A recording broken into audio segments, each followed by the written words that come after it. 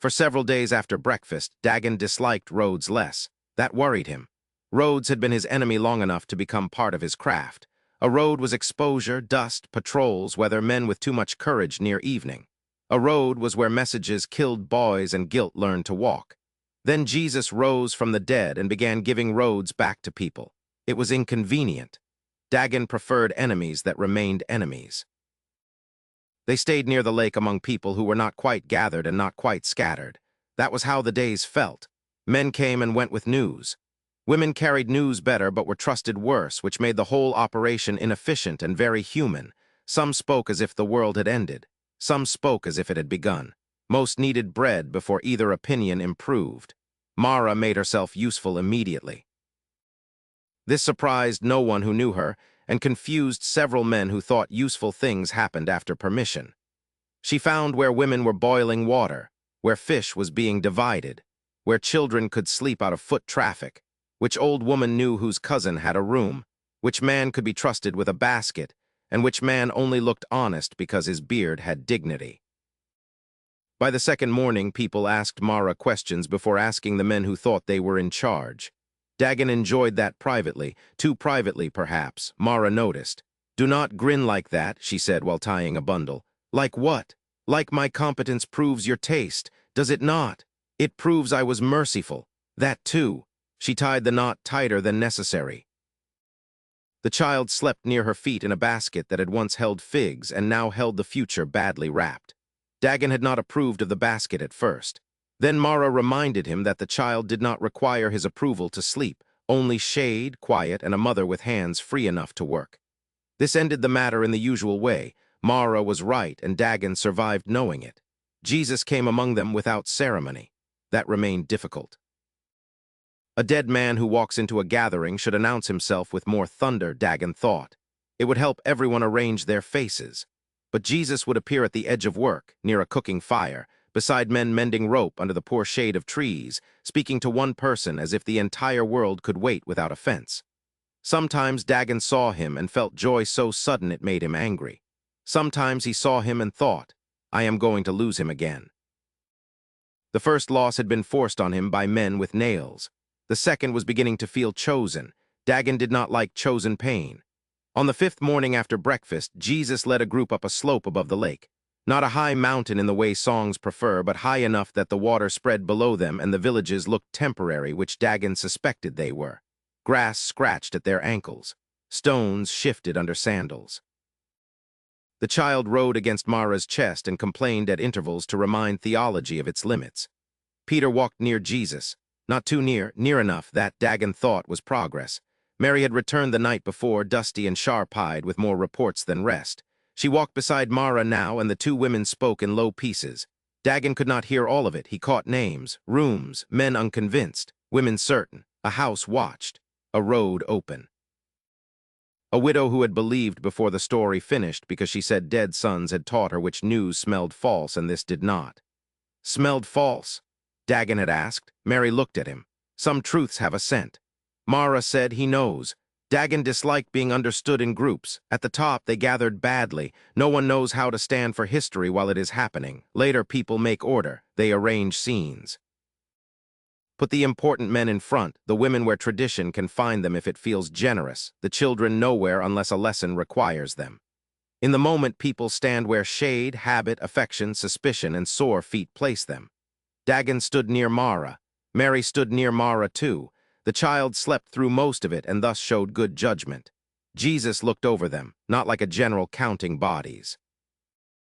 Like a shepherd, Dagon thought, then resented the thought for being too neat. Still true, Jesus spoke of the kingdom of God. Dagon had heard him do this before death. Before the phrase had sounded like a door hidden in ordinary things, seed, yeast, nets, fields, widows, children, coins, a father running toward a son who deserved a slower welcome. Now the words carried scars. Not because Jesus' voice had changed much. It had not. That was the terrible mercy. He still sounded like himself, but everyone listening had seen what kingdoms did when threatened. Rome had a kingdom. Herod had pieces of one. The priests guarded their place within one. Men with swords understood kingdoms as lines on land and taxes in jars and bodies on wood. Jesus spoke as if kingdom began wherever God was trusted enough to alter what people did with bread, enemies, debts, children, strangers, shame, water, and power. That sounded small until Dagon remembered how hard it was to give bread away. Then it sounded impossible. "You will be witnesses," Jesus said. The word went through the group unevenly. Witness. Dagon had been witness to crimes before. Witness meant danger. If you saw what powerful men did and carried it in your mouth became a target.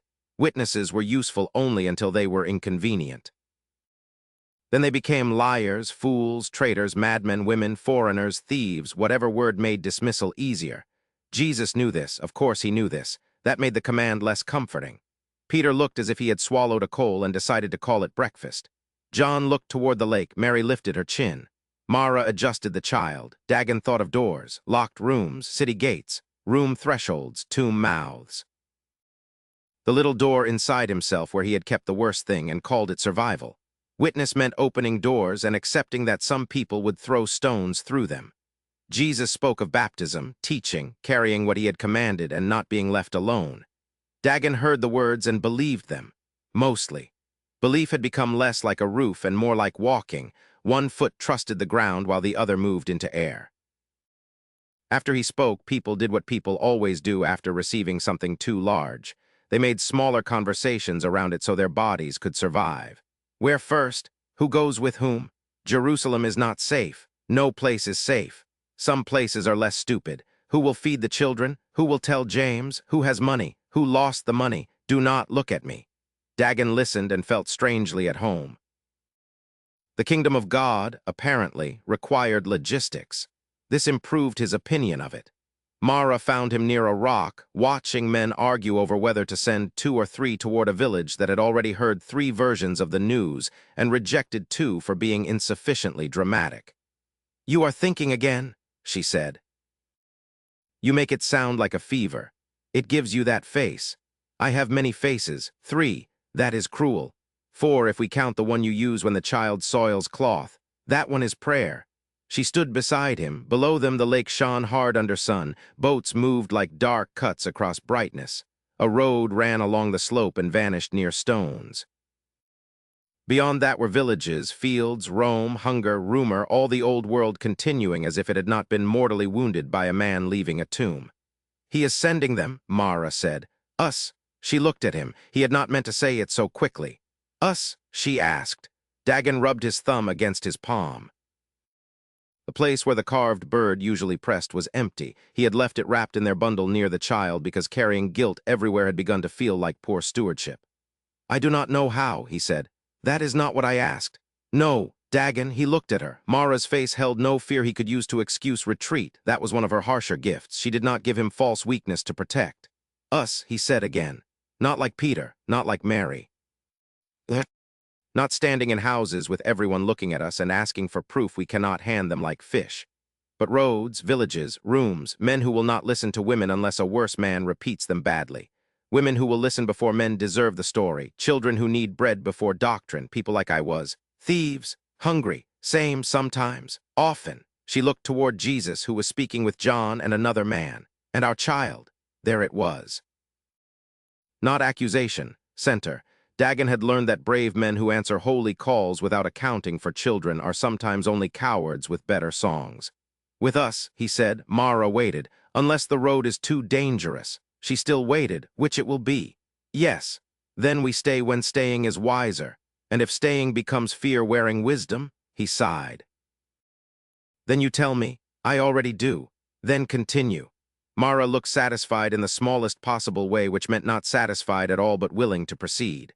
"We do not chase danger to prove faith," she said. "No, we do not abandon work because men call speech more holy than feeding. No, we do not let your guilt choose roads and call it witness." That one struck. He almost defended himself, then did not. "No," he said. Mara softened. "Not much. And we do not hide just because joy has enemies." Dagon looked at her. There she was, the woman who kept lamps, counted oil, held children, measured danger, and still found room for impossible news. "You should speak on hills," he said. "I prefer rooms, more efficient, less wind." He smiled. Jesus' voice came from behind them. "Rooms need witnesses too." Dagon turned so fast he nearly made himself a fool in front of the kingdom. Jesus stood several paces away, alone for once, though never quite alone. There were always eyes near him now. Loving eyes, fearful eyes, hungry eyes, wounded eyes. Dagon wondered if being risen made that easier or harder. He suspected Jesus would answer yes. Mara bowed her head. Jesus looked at her. "You have been teaching him." Slowly, Mara said, "The durable way." "The annoying way," Dagon said. Jesus smiled. "Often the same." Dagon had meant to ask many things if Jesus came near again. Large things, necessary things. What happens now? Where are you going? Why not stay openly? Why let Rome keep pretending it won anything? Why give witness to people whose courage rises and falls with meals? Why choose us? What came out was smaller. How do we know which road? Jesus looked toward the lake. "You already know some of them." "That is not an answer. It is not the whole answer." "I prefer whole answers." "No, you prefer answers that excuse waiting." Mara looked away. Dagon felt betrayed by her silence. Jesus continued, kinder now. "Start where hunger tells the truth." Dagon frowned. "Actual hunger? Often. And other hunger? Always." That would be one of those sentences that followed him around making trouble. Jesus turned to Mara. "And you?" Mara held his gaze. "I know rooms." "Then begin there." "Rooms are watched." "Yes." "Women are dismissed." "Yes." "Children make movement slower." "Yes." You say yes as if agreement helps. Jesus laughed softly. "It helps truth remain truth." Mara's mouth tightened. Dagon recognized the expression. It meant she was deciding whether the answer was useful enough to survive being irritating. "Do not carry more than grace gives," Jesus said. Mara looked at the child below them, sleeping in the shade beside Mary's bundle. "And how do I measure that?" "By what remains love after fear speaks." Mara looked down. Dagon did not interrupt. He was learning badly. Jesus stepped nearer and put one hand on Dagon's shoulder. The touch was brief, warm, impossible, ordinary. "You wanted a road that would pay back the dead," Jesus said. Dagon's breath stopped. Mara looked at him sharply. Jesus' hand remained. "There is no such road." Dagon's eyes burned. He hated that the hill had wind enough to dry them before they fell. "Then what is there?" "A road that feeds the living." Dagon looked away. Below them the child stirred. Mary bent and adjusted the cloth without breaking conversation with another woman. Peter argued with someone and then caught himself, which looked painful. John listened. The lake shone. Rome still existed. Illy remained dead. Jesus did not. No road paid for that. Maybe feeding was not payment. Maybe it was refusal. Refusal to let death choose the last use of hands. Dagon nodded once. It was not enough. It was what he had. "That will do," Jesus said again. The words entered him differently this time, not praise, permission to begin unfinished. Later, when they came down from the slope, Mara found the carved bird in the bundle and placed it in Dagon's hand. He looked at it. "I thought you wanted me to stop carrying guilt. I want you to stop feeding it. And this, carry it differently." He turned the bad wing under his thumb. For years, the bird had been proof that he had failed the dead. Now, perhaps it could become a reminder to feed the living. That felt too easy, so it was probably not easy at all. That evening, they opened their first room. Not a grand one. A cousin of a cousin's house near the edge of the village, with a low roof, cracked jar, 2 mats, and a woman whose husband had died owing money to a man who smiled too often. 3 children sat against the wall watching bread with priestly attention. Mara spoke first. Good, she was better at rooms. Mary spoke next, better still. Dagon handed bread to the youngest child before anyone asked. The child took it with both hands. Dagon felt the road settle under him. Not as enemy. Not as home. As assignment. Outside, dusk folded itself over Galilee. The lake darkened. Somewhere down the road, men argued, dogs barked, carts creaked, and Rome remained Rome. Inside, a widow listened. Mary told what she had seen. Mara kept the lamp. Dagon watched the door and passed.